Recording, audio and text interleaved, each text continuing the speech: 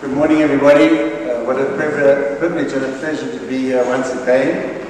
It's amazing how, as you get older, how quickly these times come and go past. And it's wonderful to see a full Victoria Hall here today, I must say. And thank you, Mrs. Governor. Where is she? She left already. She doesn't want to hear what I've got to say. She said, a very big thank you to Mrs. Governor and the team and the support of the English Academy of South Africa for these wonderful occasions. It certainly takes a lot of time and effort to put these things together. I just want to check with the organizing committee that you all have your axes here with you today.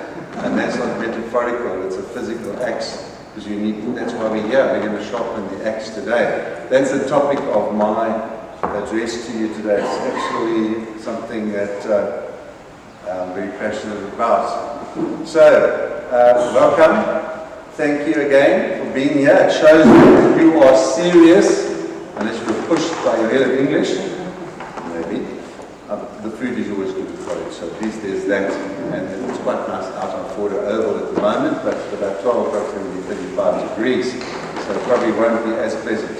So, as you heard from Jeanette earlier on, and thank you for that, welcome Jeanette too, shifting words and shaping mind is the focus, embracing change in English education. I'm going to give you a little bit of background. I know my time is tight, but I taught in New Zealand for 16 years. Mrs. Governor, I just thank you in your absence, but thanks for coming back. I forgive you. I'm not your boss anymore, so you can do what you like now, basically. But in New Zealand, when I taught in New Zealand, I first started teaching English in New Zealand. It was a very, very tough exam. It was called a bursary exam. It was 3 hours long, it was 100 marks. And it contained all the aspects of English. It was very, very tough.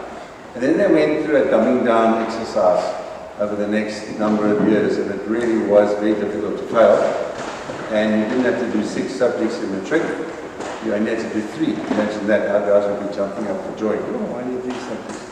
And you could leave school the end of grade 11 and still go to university, so you can imagine the standards. So I used to be a senior marker in New Zealand, and then they changed the system, and it was either merit and excellence, and there was one more, achieve, merit, excellence. No such thing as fail. All right?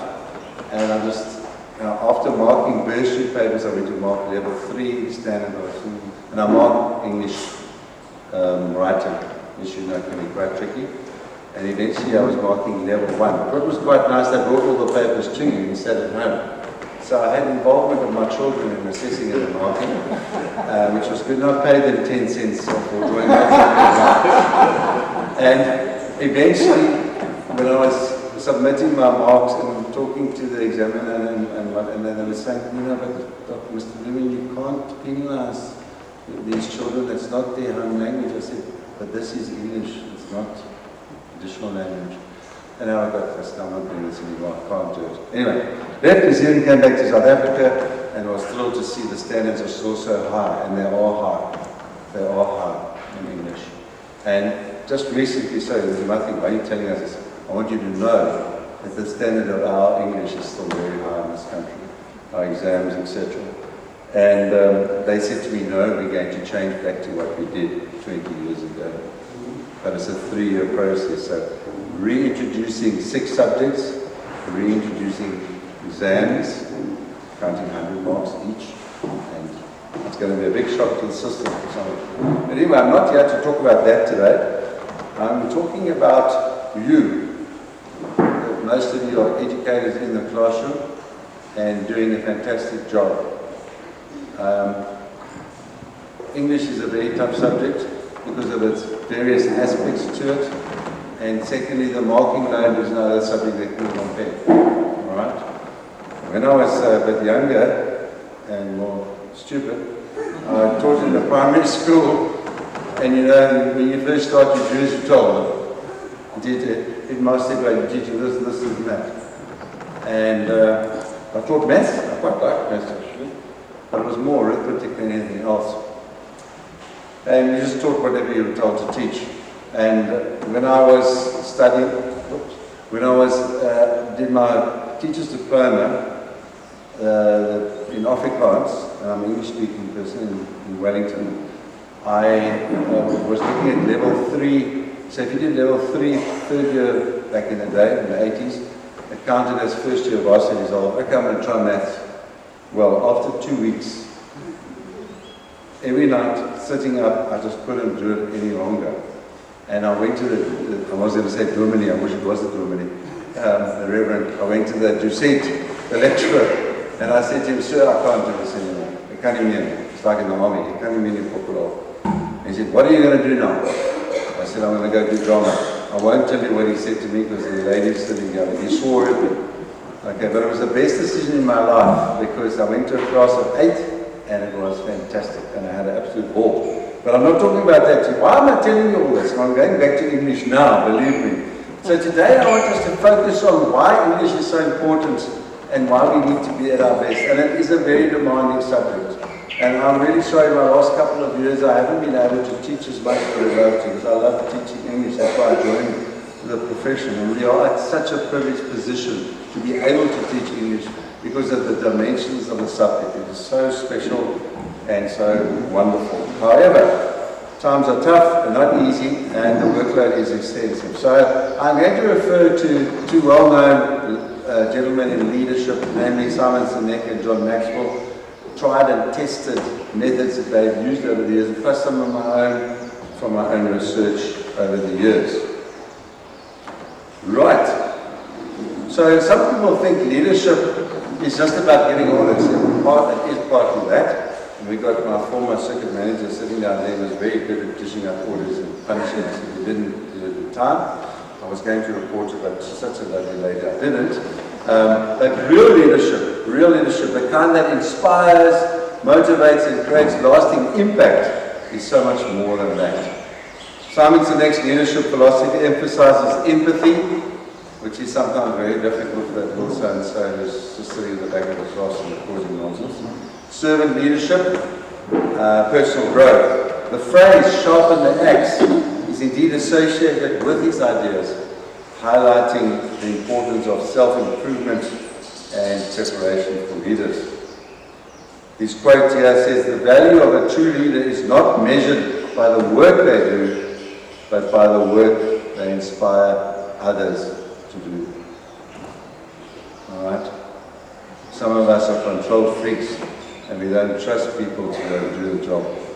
And I know some people in the room are a bit like that. I'm a bit like that too, sorry. But you have to, otherwise they don't grow, they don't develop, and they've got to make mistakes and bang their heads and learn. I can remember sitting some of those first language papers and just read all over the stuff. Read it, rubbish, go back. Oh. Anyway, so that's very important. And also John Maxwell, who's a wonderful work that he's done over many, many years in leadership. He says, leadership is influence, and that's scary because it can go both ways. Nothing more, nothing less. How do you gain influence from people? That's a question mark. You invest in them, and that takes time. How do you invest in them? I've answered the question already. It starts with giving them time. Time is everything. You know those people that you meet that you haven't seen maybe for a while, and you go to them and say, "Oh, how's it, Johnny? How are you doing?" "No, I'm fine." "And how are you?" And then as you're answering this, you do one of these ones. "Yeah, oh, is that so? Yeah." And then you say that, and then he's not listening to you. When I moved to New Zealand, as a senior teacher from South Africa, I wasn't the head of department and senior management. And I started from the bottom. And the headmaster, his name was Chris as well. And I'm quite a direct sort of person. So we were having a meeting, and he was talking to me, and I was answering, and I said to him, and there you can call the headmaster by his first name. His name was Chris as well, but he spelled it incorrectly, K-R-I-S. Who spells the name Chris, K-R-I-S? And he said to me, I said to him, "But Chris, you're not listening to me." "No, I am. I said, "Chris, you're not listening to me. You must look at me when I talk to you." This is a first year teacher telling the headmaster, he must have thought, "Who the hell is this guy think he is?" But that's how it was from then on, because eye contact is very important, isn't it? And So the other quote that is really important here, and it'll come up later, is a leader is one who knows the way, goes the way, and shows the way. There's a lot of pressure. You might think, but I'm only a post-level 1 teacher. Oh, you're leading. You are leading in your classroom every single day, 5 periods a day, which is exhausting. And you are actually a very good actor. All of you are very good actors. Because you put on a face and a facade because you're all dealing with your own issues. And it's not easy. All right? And you have to pretend you're angry when you're not really. And you have to pretend you're happy when you're not really.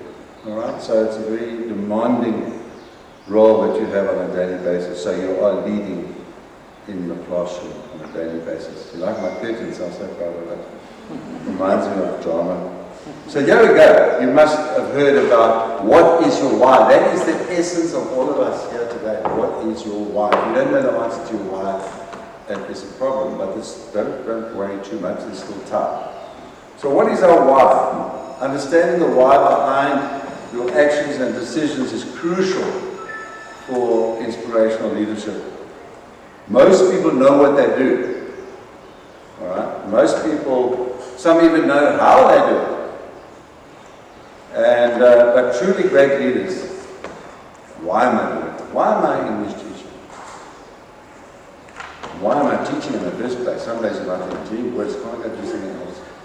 And then they say, don't forget the holidays. You have wonderful holidays. Look, okay, you guys have just come back from, what was that, 4 days of break? And probably many of you were working in that holiday as well. Simon Sinek's most famous lesson is simple but powerful. People do not buy into what you do. All right? They buy into why you do it. How many of you are members of the 5 o'clock club? Robin Sharma, we read the book? Appalling.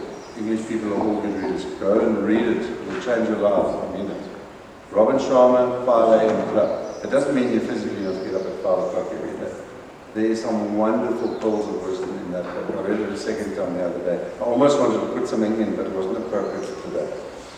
So purpose is what inspires action, builds loyalty, and creates lasting impact. All right? And that is what drives you. You need to have how you do that, or what you do, and the results. Those are all connected. Think about the leaders who have truly influenced you over your careers. They'll have lasting impressions, just like those teachers who have lasting impressions on you. Some of them not very pleasant memories. All right? But we don't want to go into that because that's not about that today. That's on another day. They had the vision that made you feel something. They stood for something bigger than themselves, and that is what made people want to follow them. And John Maxwell talks a lot about this, his 5 principles of leadership, which we'll talk about just now. So if you want to be an exceptional leader, start by asking yourself, why do I do what I do? Hopefully you're not doing it so you're getting into trouble for your subject head or HOD or whatever. You should be doing it because you want to make a difference in young people's lives on a daily basis. And studying the crucible or fellow or whatever the case might be, there's those strong messages in there that one can apply, even today. Even today. So why do I do what I do?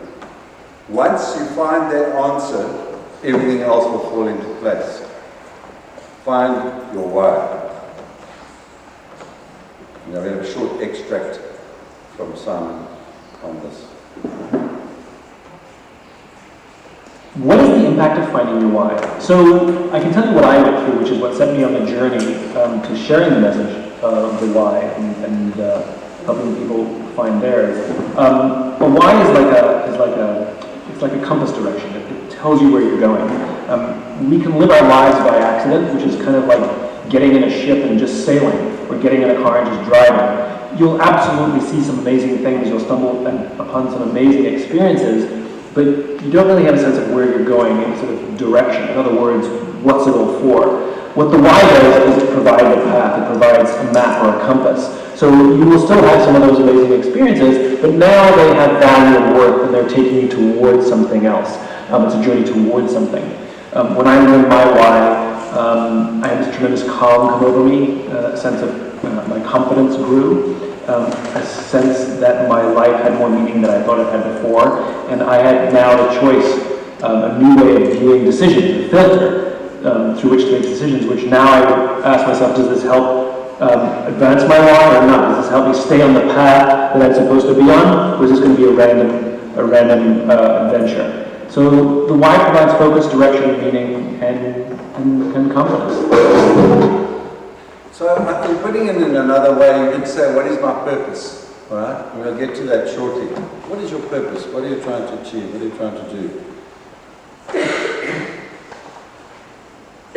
So we're going to look at a couple of key pointers, leadership pointers from Simon Sinek. And one of the first ones we want to look at is listen first, speak last. And that's quite hard for us to do as English speaking people, isn't it? You want to get in there. Anyway, look at that quote there. Leadership is an education, and the best leaders think of themselves as the students, not the teachers. Think about that a little bit as we chat. So alpha leaders need to prioritize self-improvement and preparation to achieve better results. They know what they want and they go after it. However, I'm one of these people, I need to know that. Practice listening to others first. Give them a chance. You might not agree with them, but listen nevertheless. And once they have contributed and have been heard, you should be the last to speak. So I'm not very hard to do that, I know that. People need to be heard, need to know that they have been heard, and that they have a voice. All of those things are important. And the same applies to the learners too. Nowadays, not do's and don'ts. Be quiet, don't talk in my class. And that their voice matters. And so even more so with your colleagues. They have a voice, their voice matters, and you're listening to what they say. Very important. Second point is empathy is key. Now, generally speaking, we should be good at this, being English, drama, the arts. My wife was saying, what are you crying for? You don't even know those people. I said, it's terrible, it's sad. Yeah, but you don't know them, but it doesn't matter. You know? I don't mind crying. I won't cry today though. But you know what I'm saying? You get emotionally caught up in what you're watching or reading or whatever the case might be. So great leaders start with empathy, creating spaces where individuals can thrive and develop meaningful relationships. Ultimately, every single day it's about what relationship do you have with your colleagues, your peers, your students, etc., family at home. It's all about that. Checking in on your staff is crucial, and treating them as individual human beings. Showing a genuine concern and interest in them and their families, not merely a number, is essential. And we have to make time for that. I'm talking more so now with people who are subject heads and so on. That when you meet with your colleagues, and you start off with them first. Start with the individual first, because after all, they're the ones that matter most. And if they're right, the rest will come. Look after number one first.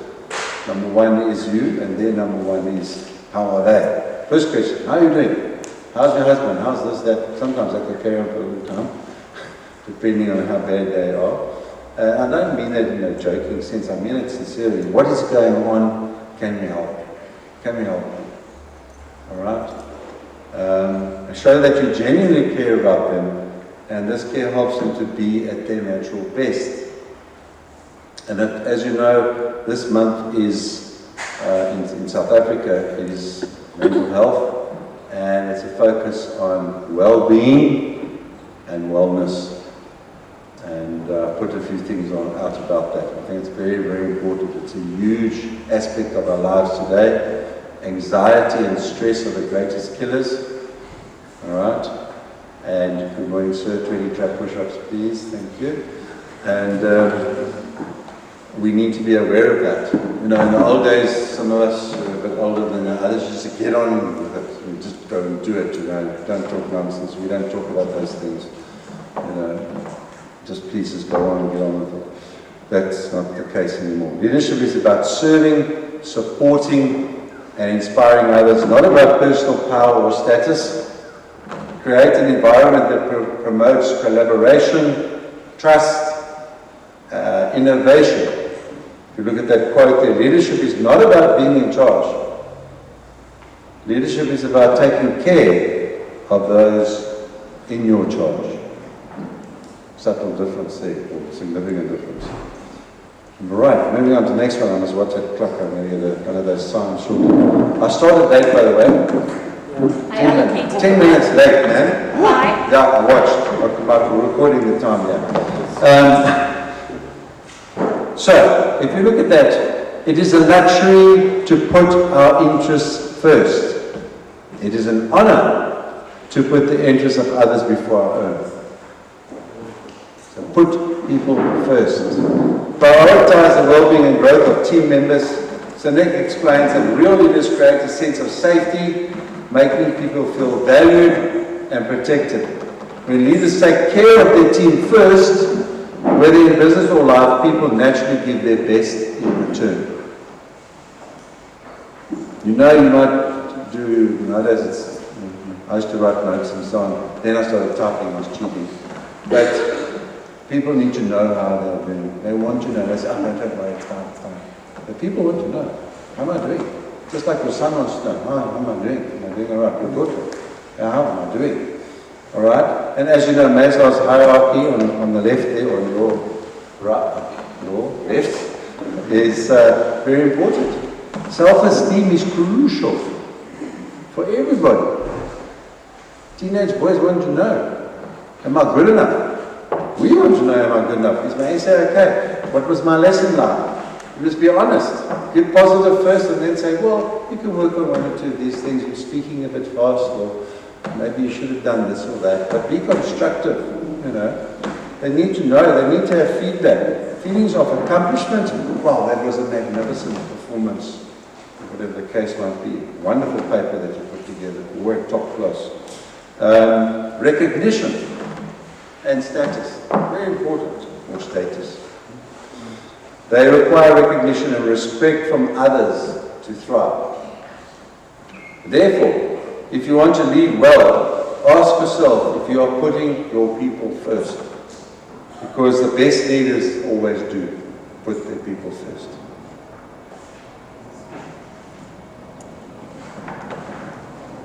Lead with purpose.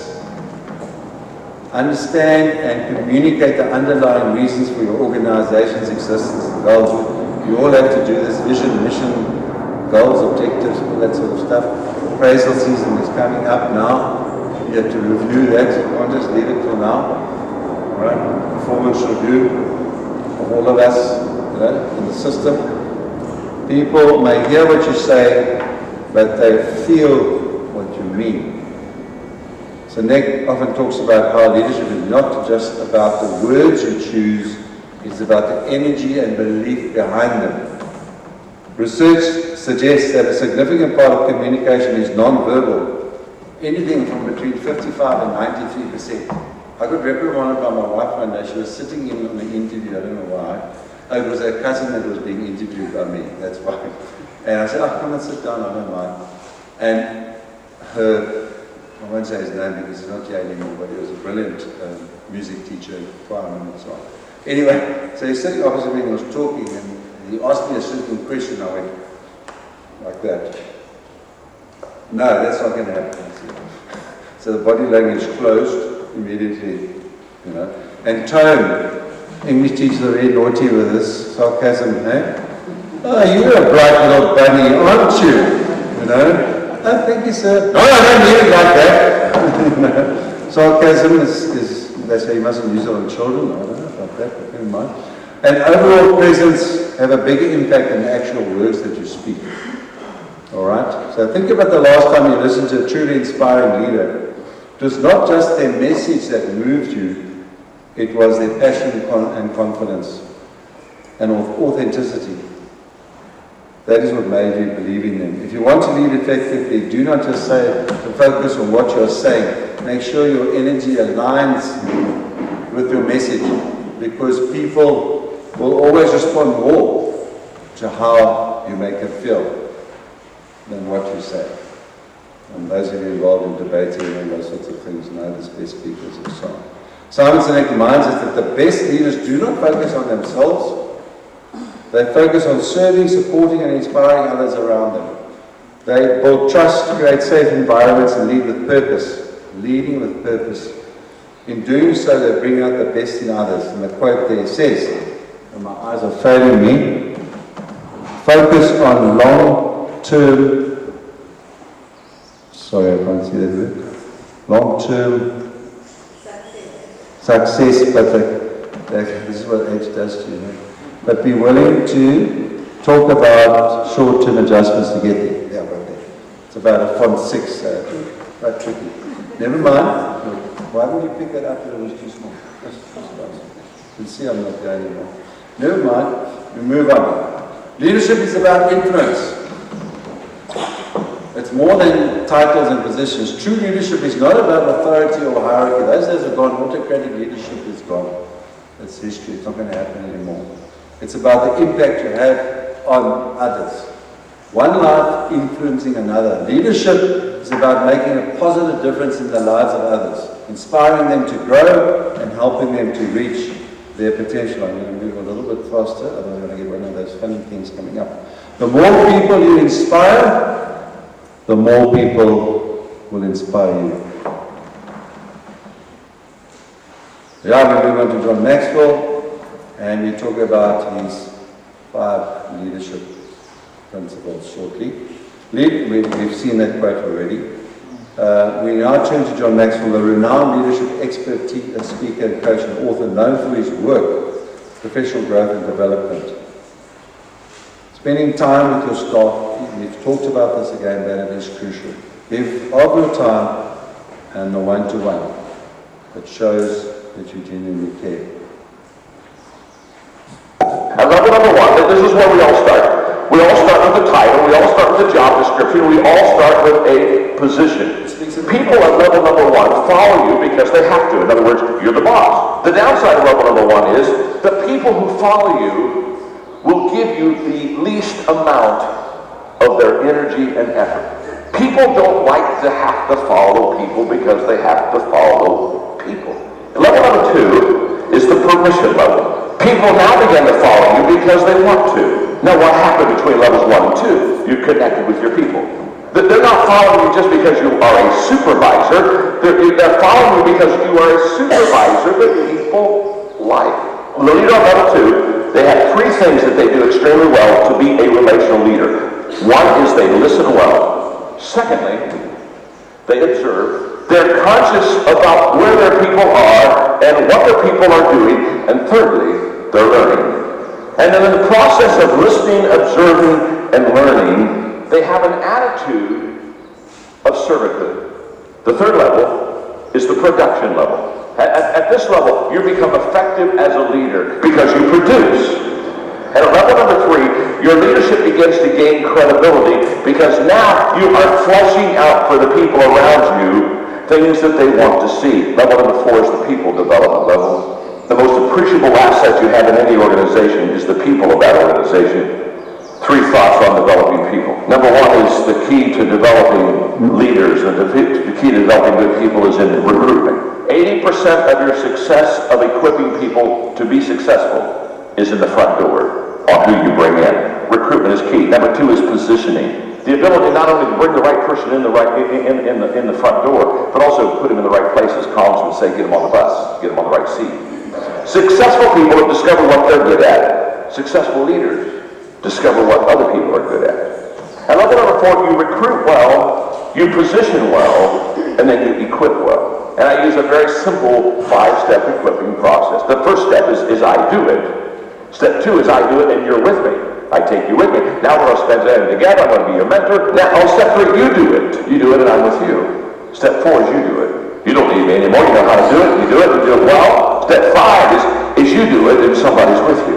You've never really trained and equipped somebody until they can multiply themselves. That's level number 4. The level where you develop people. It's level number 5, the pinnacle level. The pinnacle level, the key word there is respect. They follow you because of who you are, the qualities you have in your life. They follow you because of what you have done. Leadership is an always ongoing, always learning, growing process. Okay. Right, pretty profound comments there. I'm going to go reasonably quickly. Everything rises and falls on leadership, so I'm not going to go over those again. Traditional leadership, permission, production, people development, and running out of time, and pinnacle leadership. So that's quite important. I love the Jim Collins thing, you all know that, but it's not only getting the person in the right seat on the bus, it's getting the people who shouldn't be on the bus off the bus. And that's not so easy to do, isn't it, Mrs. Demeaning? It's not so easy anymore, not with labor law as it is today. So it sounds terrible, but that's fact. I could say that now, I'm not employed by the department. Right. So, leadership is not about titles, positions, or flow charts. It's about one life influencing another. Leadership is a choice. Some people don't want to be leaders. I don't blame them.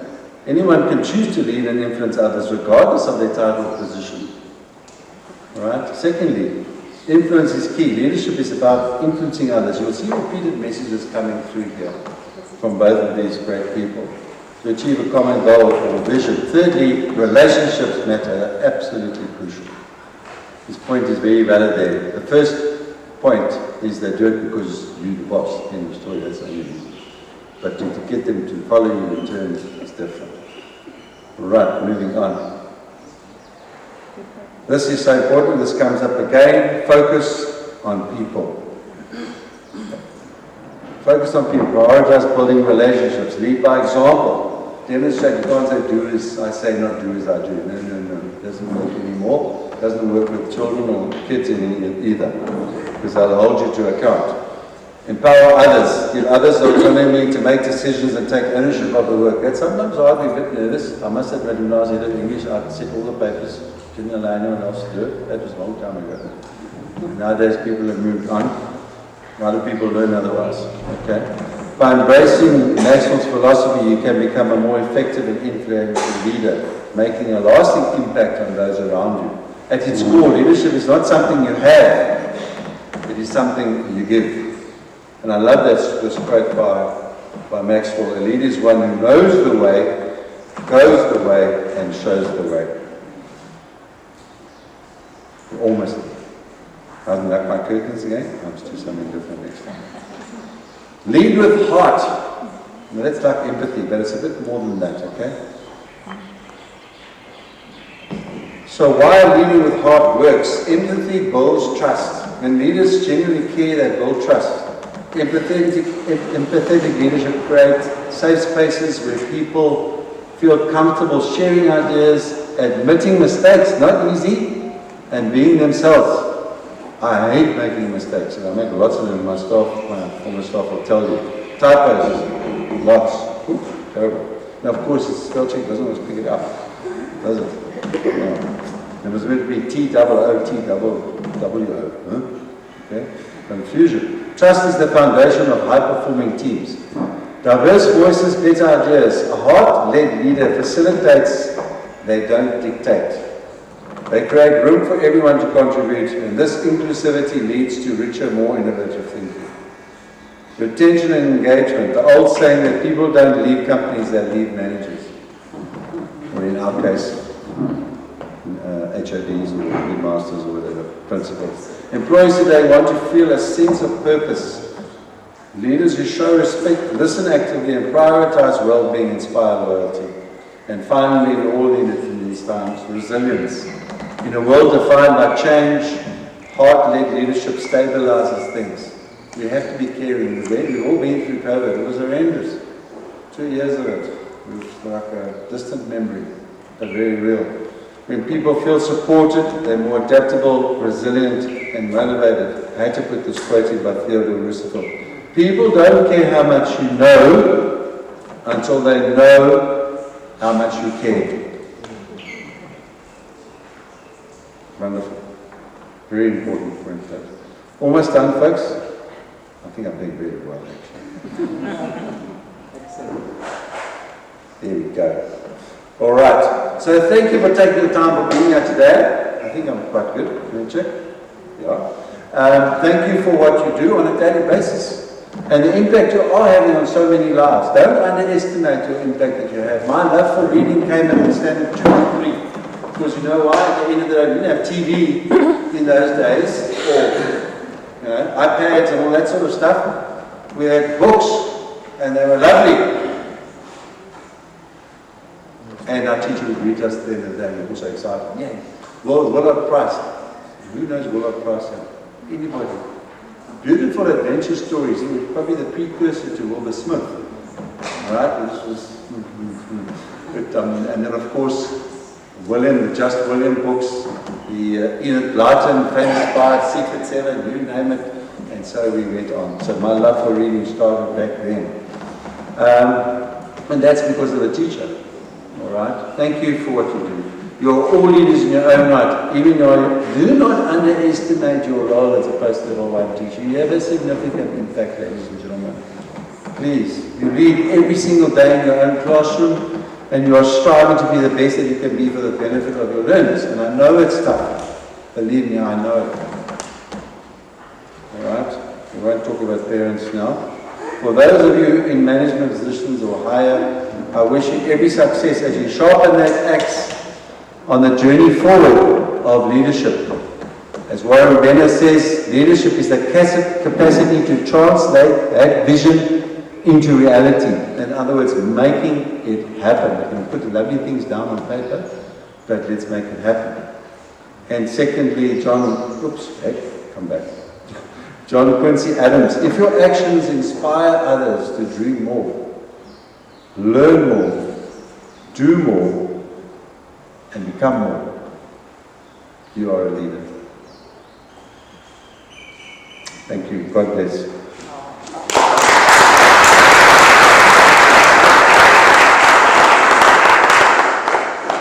Any questions?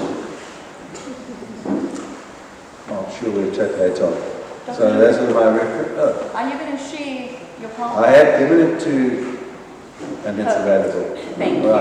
And if you want to talk further about any of those things, we're happy to do so. But thank you very much, ladies and gentlemen. Thank you for your time. Wonderful to be here.